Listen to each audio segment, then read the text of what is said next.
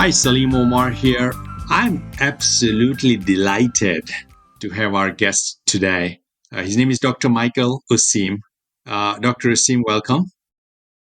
Thank you, Salim. Great to be here.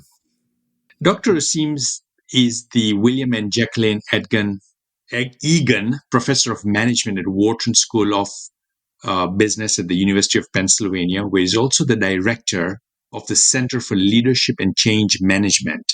He's the author of several books, including The Leadership Moment, The Leader's Checklist, and his brand new book, The Edge, How 10 CEOs Learned to Lead and the Lessons for Us All.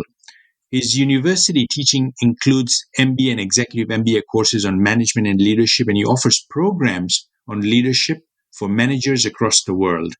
He works on leadership development with many companies and organizations in the private, public, and nonprofit sectors. He is also the co-author on the SiriusXM weekly program, Leadership in Action.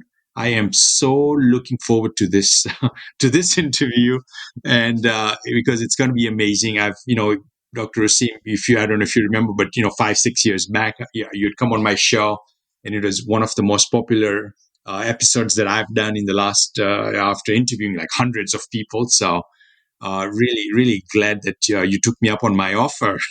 Well, it's a privilege to be back. Thank you, Salim. So let's start off with, what does it take to be in a position of leadership in today's world? For me, a colleague's book really changed my thinking forever. The author on this issue, the author is Herminia Ibarra, Ibarra. You'll find her book. It's out there in the usual sources, and she makes an argument, and I'm increasingly persuaded by watching people in leadership positions that this is the vital foundation, and that is to decide you're going to make a difference in the lives of others. It could be because you're leading a Girl Scout group. It could be because you're leading an IC unit at a hospital.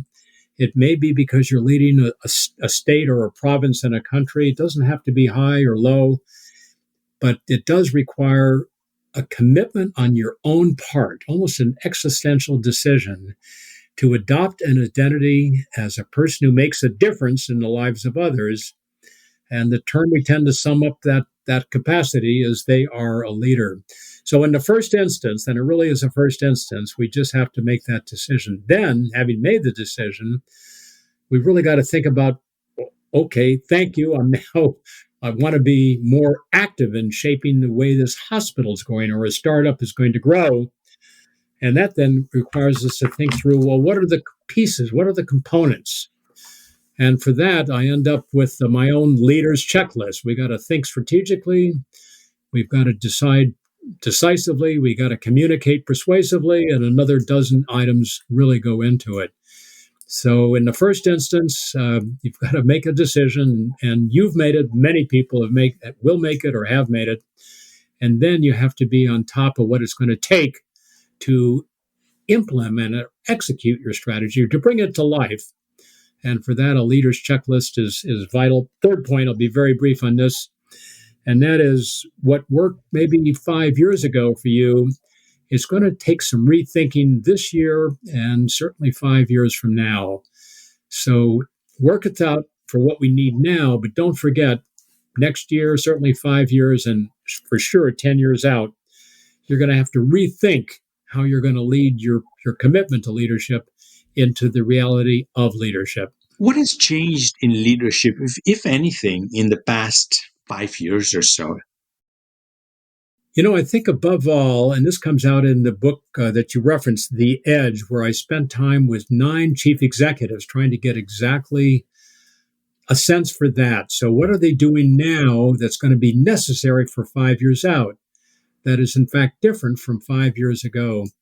And there are 2 pieces to that. Let me be very brief, but name them both. The first is to devise a method for trying to understand what's going to be different or what is changing around you as we speak. Case in point for that is of a regional bank chief executive that I profiled in the book, The Edge. His name is Mark Turner. He ran did run then a company called WSFS, a fairly large regional bank. And he knew that financial technologies were fundamentally transforming an industry which was famous for its storefronts. The teller was a staple of American communities for the last 100 years, or the communities all over the world. A person you could go in and get banking services, or a higher official who was at that physical location. But new financial technologies, fintech for short, are allowing us now to go online at some banks and take out a loan of X dollars in 25 minutes or open up a bank account in 3 minutes. And some people will say, I don't want to walk into a branch anymore. But of course, some people say, I love my branch and don't shut it down. So to understand, though, the answer to this question of should I go totally fintech or should I stay bricks and mortar, Mark Turner, I love the example, told the board or explained to the board, had to get approval to take 3 months of what he called a learning tour. So he left the bank. He traveled to 49 different companies, including Walmart and Apple. And he said, let me understand, in the case of Walmart, how do you combine online with physical retail? Spent 3 days down there trying to get a sense for how they can do it so he can do it. So he came back, returned to the bank. He's now executive chair, no longer chief executive. But he has said, and I recommend the method to everybody, taking off a concentrated period of study. Look at the world. What's going to be required 5 years from now that coming back to leadership is going to be vital for you to lead? Good to get a hold of that now than to be caught kind of flat-footed 5 years out. So look ahead, figure out what you need, bring that future into the present, and then build towards the future you know is coming with a different leadership skill set. Brilliant. Great advice. What inspired you to write the book, the new book? You've written several. There's already great content strategies that you've shared and taught. What led you to your brand new book, The Edge? Salim, it's a very good question because in the act of taking on the topic that I took on, I do want to make an impact. I want people to have a means or a method of better understanding what they're going to need in the future. As an academic, I teach at a university, as you mentioned there at the outset. Research is a great way to think that through. Got a bunch of colleagues at my university. They're great. I look at literature from all over the world. And that's very important, to be analytic, to look at the data, to draw conclusions out of systematic analysis and research. Having said that, though, I've also concluded from the teaching hat that I also wear, in which I work with MBA students, I work with many mid-career people, I work with people in the armed forces and government, I work with people from many countries, and watching our dialogue in a classroom on these topics, I think the research requires a complement. That is another edge to it. And that complement is looking at these ideas in action. And I think the way we think about leadership, maybe more than almost any other topic that comes to my mind, we need to know what research and leading thinkers on the topic of leadership, what they're saying, but we also have to see it in the other people that we may work with, may join in some leadership pursuit with. And thus, the book, The Edge, is my effort to spend a lot of time with 9 people who are learning to lead for the future. They're already leaders, but they need to learn, they are learning for the future, to understand in detail how they're doing it. And my effort in this book is thus to bring in some research, but it's more about the other half of that combination, that those complementary pieces. And that is, let's look at what, as I did look at what the chief executive of Estee Lauder Companies, the great maker of beauty products, is doing to ensure that company prospers in the years ahead. I looked at the chief executive of Vanguard Group, one of the world's largest investment managers, and on. And in doing that, the effort is to ensure that people who pick this up, my effort to try to ensure that they've got great ideas from the field of research and thoughtful thought on the topic, but also they can see the concepts in place, in action, in a person. And I believe from my own experience, that's what we all tend to hang on to. So we know that bringing justice and civil rights to America is vital. We know some of the more abstract statements about how to do that, but there are a few better ways to understand how to indeed achieve that than to look at the life of Martin Luther King, or in the case of South Africa, the life of Nelson Mandela.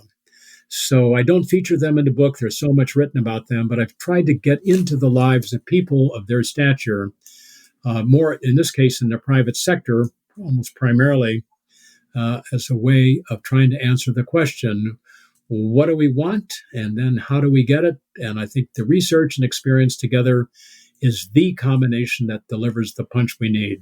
If you don't mind, I'd love for you to share some of the lessons that you share in the book and really bring it home for us as a small business owner with one employee, with 5 employees, with 20 employees.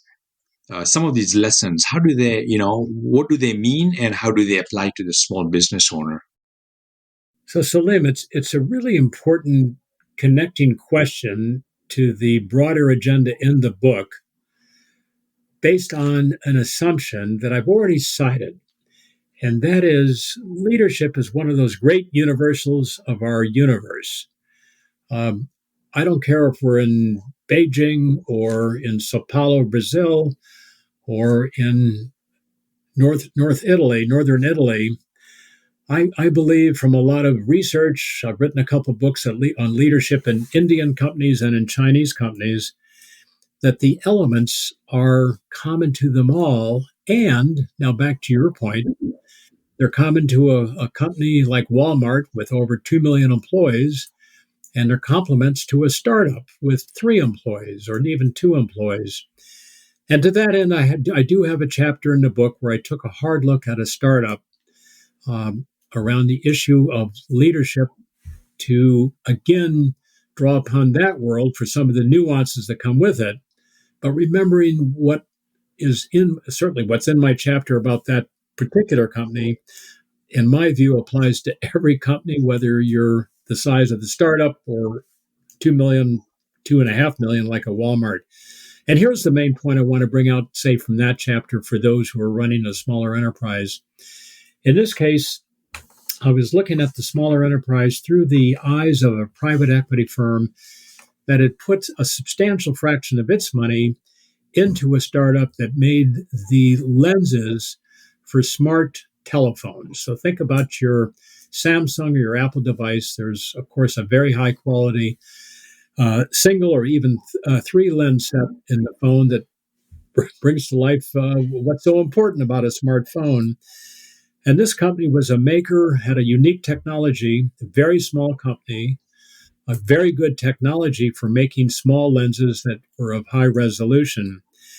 But it struggled. And it struggled for reasons that weren't clear. There's lots of competition. The big users of the products, Apple, Samsung, and so on, were very demanding of what was being sold, ultimately manufactured and sold to them. And through the eyes of the private equity investor, this company looked like it was just not going to survive. It looked like it had a pretty good technology. It looked like it had pretty good manufacturing. But when it came to actually making the company work as a whole, at least it was hypothesized by the private equity firm, it may not have had the right person in the catbird seat here for running a company that could get things made on a timely basis on a certain set of quality standards. So, point I make with this detailed look at the private equity company's view and the experience of the initial chief executive, and then the private equity firm brought in a successor chief executive, it made all the difference. It was amazing. It was startling to me. as I looked at it up close, how much difference, given the technology you have, how much difference, given the high demand that the company had for its technology, to have a person like yourself who understands leadership in the full sense. You are a complete leader for a small startup, let's say in manufacturing. That means accounting, it means manufacturing procedures, it means human resources. You want people who are going to come for the pay you can afford. And thus, I guess the final statement I would make on this is this: it doesn't matter what your size is. When it comes to leading, although the practice of leadership is going to look different in a startup from a large one, but the underlying points are pretty much the same, and they're summed up in a phrase that I've come to use. When you run an enterprise of 3 people, or one day maybe 3 million at Walmart, you've got to think like a CEO. And by that I mean, if you're not the CEO, put everything together in your head. If you are a CEO, what I mean is, and most people are totally aware of this, so this is certainly preaching to the choir, you have to think about everything. What does the owner want or the investor expect? What does the customer want? In this case, some very tough customers like Apple. And why do people want to work for you? So you got to think about the human capital side as well. And what should be the right price, and what kind of machinery should you buy for your factory? So I think to make that a very general statement, but I think it's very apt here for everybody. Think like you are a CEO and get the leadership implications of that out into you, whether you're not CEO or not, whether you're a startup or a big company. It's vital. Wow, that's amazing. What what are one or two ways for someone to do that, to start living that, to really internalize what you just said, and then to start living it? What gets in the way, and what can be one or two things we can get around those, over those? So, Salim, here's one of the great ironies of our universe. I think we pretty much all know that leadership can make an enormous difference if it's well fashioned. And by the way, recently came on a study that looked at how much can a coach or a general manager of a professional sports team in the United States make on team performance. Coaches come and go, managers come and go. But assuming we look at one of these, let's make it a football franchise in the National Football League, a good piece of research found that as a general manager or a coach turned over, the head coach turned over, with everything else staying the same, most of the players on contracts, so they're still there, for example, that one person, one coach, one general manager at an enterprise from other research could make as much as a 30% difference in performance, win-loss for NFL, earnings per share if you're a public company, maybe revenue if it's a privately held company, within 1 to 3 years. 30%, not 2%, 30%. So with that said, really important to get on top of this. But, if you think about your university days, I was a physics major in my days. It never occurred to me to think about leadership. I never had a course. There wasn't even a course at the time. But I think many companies, many governments, many agencies, many nonprofits have concluded in recent years that some of us have a head start. Nobody is ever born a full-blown leader. Some do have a head start, but everybody, you, me, those connected with this program, unequivocally can improve if they have the right pathways. And the pathways have become pretty well known from research, experience. We follow all three where I'm located. Number one is to encourage people around you and yourself to read, watch, study the universe we're in. Life is an unbelievably good classroom if we're observant and absorbent of what is happening around us, and maybe even with the people who work for us. Number two, more important, look for a mentor or two, or an advisor or two, or a coach or two, or actually more than that. Coaching and mentoring from research and unequivocally from experience has come to the fore as not something for the needy who are looking for remedial or kind of service or trying to overcome their bad habits, this is an affirmative. And a good, well trained advisor, coach, or mentor can help you make leaps and bounds advances in how you lead. Third, though, most important of the three avenues, but keep in mind all three, is getting out there and doing it, and then taking the time to do what the U.S. Armed Forces will call an after action review. Watch what you did, look back on what you did, and then go forward. My example, not described in the book, but I've written about this elsewhere, is for the great Chinese personal computer maker, and now a more general technology company called Lenovo. We all know Lenovo. You'll see it in hospitals, you'll see it in companies. I've got a Lenovo laptop on my desk here. And the person who built the company, I've interviewed a bunch of times, along with other people who work at Lenovo, began with two people. So he started a company. It had a different name. It was called Legend to begin with. And he said at the end of the first week, he didn't know anything about anything when it came to technology or marketing or sales or revenue or accounting. But on Friday afternoon, he and his one other employee said, okay, what did we do right this week? And when we screwed up, messed up, what are we going to do differently next week? He's done that for 40 years, and Lenovo now is the number one maker of personal computers around the world. Tough industry, as we know, in part because he's made a self-conscious decision to learn to lead and change his leadership as those after-action reviews dictated. So, quick summary, and then back to you. Leadership is a learned skill set, hard to get. We want it, and indeed it's out there for the asking. That's awesome. Man, time's flying. You're like giving us so much wisdom. Appreciate it.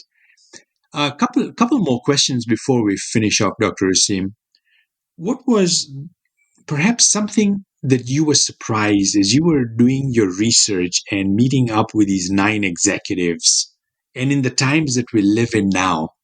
What was that one thing that you're like, wow, interesting? I didn't think so, or it came to you as a reminder of something you already know but may have kind of put it aside or something? What was that one lesson or gem that you personally got from interviewing 9 amazing individuals? It's such a good question, and I've always used the equivalent when I sit down with somebody. We sit with a lot of people, the kind of people you have on your program, and I often ask almost the same question. What's the most surprising thing that you learned when you became chief executive? Or what's the most shocking thing you thought was true when you became a top manager that turned out not to be true? But on your variant, I would point to an experience I had when I went to visit the chief executive of Progressive Insurance. Her name is Patricia Griffith, known as Trish, runs a huge insurance company, 40,000 employees, growing like crazy, growing, in fact, so fast that Fortune magazine made her CEO of the year of the Standard & Poor's 500 a couple of years ago because her company was growing. It's like a startup. It was growing faster than was Apple growing at the time. Anyway, Tricia Griffith became CEO of the year on the front cover there. And I discovered, to my surprise, that a vital element, not the only element, but a vital surprise to me, I kind of knew it abstractly, but I felt it, I saw it on the ground, is Tricia Griffith's ability to relate to everybody. So she's no longer the big boss. She's no longer in the high castle in some remote location. She refuses to take the elevator. She wants to go up and down stairs or walk the corridors instead to meet people, to have a conversation. Hey, how's it going? What's up with your family? So you're thinking of moving. What can we do to make your life here at Progressive more appealing so you don't move? She'll sit down in the employee cafeteria, uninvited, to say, hey, guys, you know who I am. I'd like to meet you. Let's talk about what happened last weekend. It's all a way of saying that in the world we're in, and this is, I think, the lesson for all of us, it certainly was for me, that in the next 10 or 15 years of leading anything, a mid-sized company, a startup, a very mature company that might have more than, say, 40 or 50,000 employees, that the grassroots, the front lines, the people who are people out there They want contact with you. They want to know who you are. They want to see you. And by the way, Tricia Griffiths, to make the point, on the day that's coming up in the U.S. in just a couple days at the end of this month, the holiday of Halloween, where traditionally Americans will go to neighbors and say, can you give me a treat or I'll play a trick? They come in costume. Tricia Griffith and all of her top people dress as comic figures. She dressed as Captain Marvel a couple of years ago. They walk around, and what's that got to do with earnings per share? Nothing directly. But a lot of people are going to report, gee, I saw the boss today looking like Captain Marvel, and boy, was that marvelous. She's just like us, or I'm just like she is. So bottoms up, people first. We just got to find ways of making that happen.